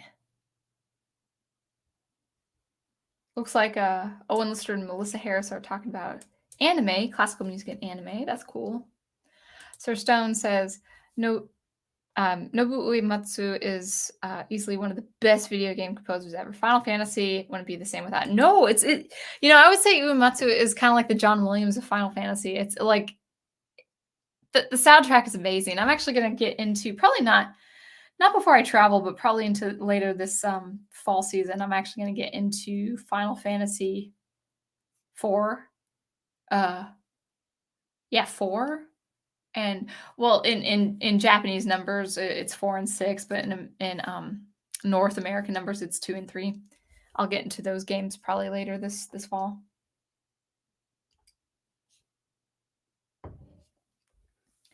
Yeah, the Captain America theme is one of my brother's favorite movie themes. I will say it is super.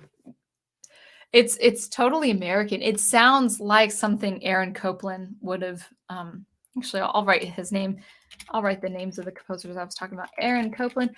Check him out if you really want some good instrumental music that is distinctly American. It sounds so American, and he really was musically poetic about sounding American with many of his instrumental stuff, his orchestral stuff, and ensemble.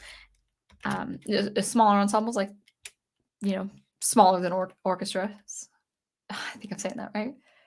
His instrumental music, I should just say. And also Gershwin. I'm on a different keyboard and it's far away, so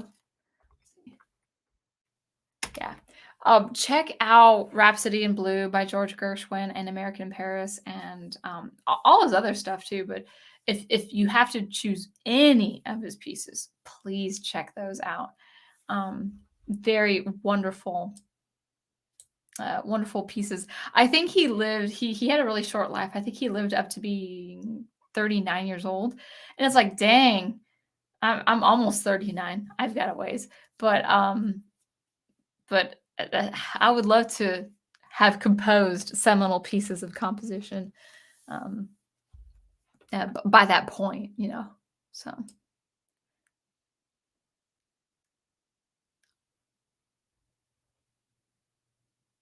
Okay, so Sir Stone says Brian Tyler did Iron Man 3. Well, he did it right. I'm kind of sad that theme for Iron Man 3 is not the theme for the first Iron Man film. Yeah.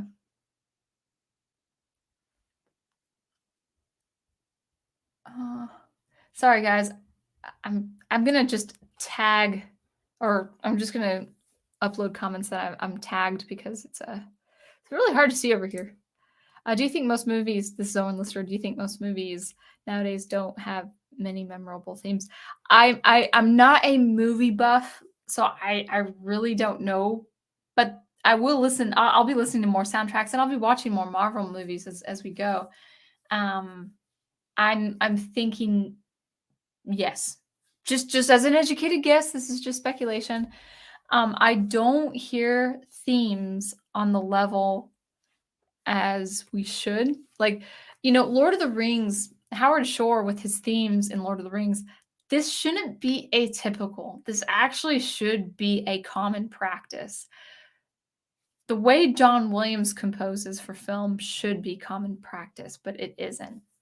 And I've covered why that's so, but with my educated guess tonight, I think people I would say this. I think most people, including many musicians and composers, don't understand the importance of melodies, the importance of composing with melodies anymore. Everything has to be atmospheric, which is not in and of itself a bad thing, but you run the risk of sounding like everyone else when you don't have distinctly melodic narratives in your story. Oh yeah, that's important. Yeah, James Bond theme. Exactly. That's memorable. I really only know his theme because of that famous motive. Dun, dun, see, I don't even think that's right. But my brain is kind of fried now because I did a lot of prep work for the stream. Oh yeah, Pirates of the Caribbean. Yeah, that's a very good theme. Very good theme. Yeah, so movies need to do that. They need to follow suit, like what they did with Pirates of the Caribbean. Mm. Owen Lister says Doom music is pretty good. I'm sure it is. I'm never gonna check it out because not really into that kind of stuff, but I'm sure it is. Yeah. The Jawadi, I think is how you pronounce it. His name. He is the Game of Thrones composer. Yeah, I'll probably get creamed on the internet if I talk about my opinion on that theme. It is a theme. It's a complete theme. Not denying that. I just don't prefer it. Dr. Y says Hans Zimmer doesn't write theme music. He writes scene music. Listen to the Lion King soundtrack. Actually, no. Actually, you're half right. Lion King is a thematic score. There are themes in Lion King, so he's most thematic with that one. Not so much with the other stuff.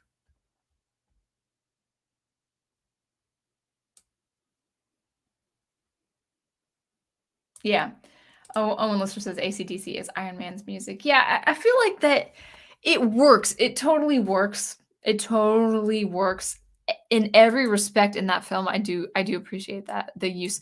That's actually kind of the use of diegetic music, where I talked about diegetic music before, where you have maybe not incidental music, but you're having music in the film that the characters can also hear. So like that opening scene in Iron Man where I think he's in a convoy or something, or a tour, and he's listening to AC/DC on the radio, and then it kind of morphs into what we hear, and it is implied that he can still hear it because like he listens to it. I think in his workshop, maybe he listens to it in his speakers, like in his suit or something like that. So it was a very creative way of incorporating that in the music soundtrack.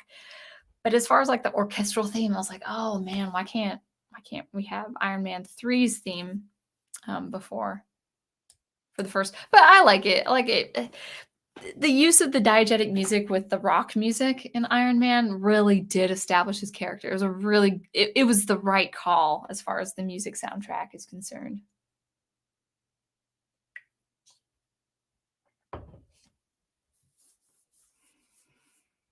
Oh yeah, Ozzy Osbourne as well. Yeah, I forgot.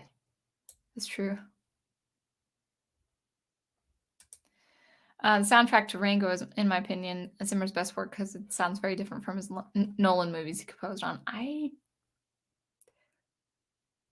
think I know what film you're talking about, but I'd have to check. Oh yeah, go to bed. Wish I could stay longer, but I have part-time jobs tomorrow, so I need to get ready for bed. Good night. Good night. That was about a half hour ago. Horizon Talker says, still catching up. Just want to say that the Final Fantasy VI soundtrack is chock full of memorable motifs, and themes. Same for Chrono Trigger. Great music. Yeah. I'm really very much looking forward to playing Chrono Trigger as well. All right. Kind of losing steam. I might wrap up in a few minutes. We'll see. Well, Melissa Harris, if Danny Elfman is an atheist, which I can imagine so, yes, I will definitely pray for salvation as well.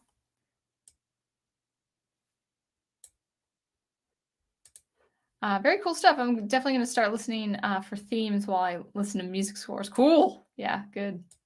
Just kind of think if you think it's atmospheric, kind of going nowhere, you'll understand that it's not really a theme. Just listen for that melody. All right. Oh, did it jump? Gigawatt is here. Nice shirt. Yeah. Oops. Well, I just covered it with your comment.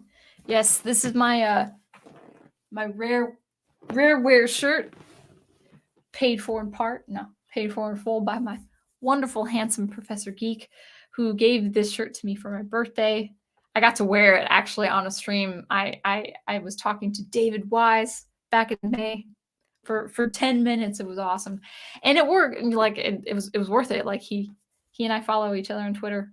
He probably is not aware of what I do on Twitter, but that's okay. At least he follows me. All right. I feel like the chat did jump. Oh, actually, no, the chat didn't jump. According to the chat, it's just been really inactive for a few minutes. That's cool. Let's see. Gigawatt 1.21 says, I think the reason a lot of soundtracks sound the same is because the director and editor use stand-in music when editing the movie and wants the composer to make similar music. Yeah, actually, I do remember seeing in the appendices where Peter Jackson, of course, doing the Lord of the Rings trilogy, he trusted Howard Shore's insight. He trusted Howard Shore's intuition, his musical sensibilities to do whatever. Like it was their idea to put him in front of like conceptual art and scenery and sets. Howard Shore would go onto the sets, which is so cool. That is all a composer really would ever ask for, is saying, hey, let me see your art, let me see your sets, your set pieces, let me see like the costumes if you have them available.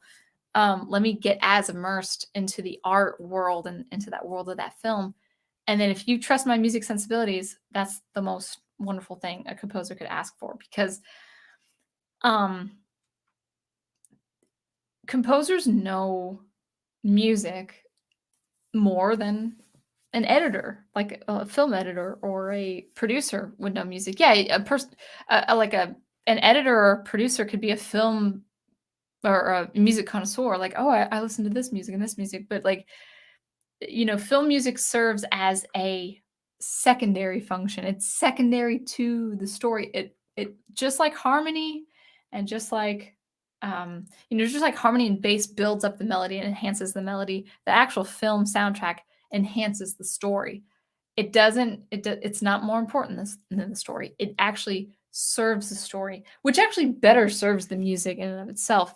And so when producers and directors understand that and understand that the composer knows that, then I think you would have a really good sweet spot, like not sweet spot, but like a sweet thing, as we saw with Howard Shore and those in the Lord of the Rings trilogy. Word well. Thank you. I always appreciate the compliments from Professor Geek. All right. So I think I'll adjourn there because we're just at the 2-hour mark and I'm still not used to streaming. So it's going to take some practice, and I'm still getting used to my my stuff, my situation in life and my settings. So a couple updates. So I will not be streaming the next 2 Mondays. I will be traveling and seeing my sister and my new niece, Tabitha. My sister had her baby earlier this month, so I will be traveling the States to see her and just enjoying the scenery of the great American landscape. So So no streaming for the next 2 weeks, and then when I come back, I will be streaming weekly. It looks like it's gonna be Monday nights again, but that all depends, like, on what any upcoming work schedule looks like, but I'm assuming it's gonna be Monday nights. A couple things on the dock is, so starting with October, I'll start streaming weekly. Um, I have a couple projects underway, so I should be releasing an album hopefully before I start traveling end of the week. That would be awesome if that happens. So look out, hopefully, look out for an album this week of my 4-track album called Uncharted. Finally, it needed to be released like 4 months ago, but now it's released. And then I'll be also working on Bradbury Lane, which actually I did post a video. Can't remember. Was it Saturday? I posted a video on my work in progress Bradbury Lane. It's all also coming on really, really well. Oh, Big Al. Yeah, that's her. Her name is Tabitha Joy. My middle name is Joy, so she wanted to use Joy for her first daughter's middle name. Yeah. So Tabitha, my niece Tabitha. So I'll see her. So yeah, so album hopefully coming up, being released, and I'll put it on my website and promote it then. And then my single track will be released in October, Bradbury Lane, for Ray Bradbury, the great American writer. It's gonna be American theme the next several weeks on my channel. So anyway, I think that's everything. I really wish you guys a wonderful week. I'll see you guys in chat with the props streams, and maybe other people's streams if I have time to say hi, drop by and say hi. But anyway, until I see you next, keep producing and preserving the art you love, and I will catch you next time. Thanks again.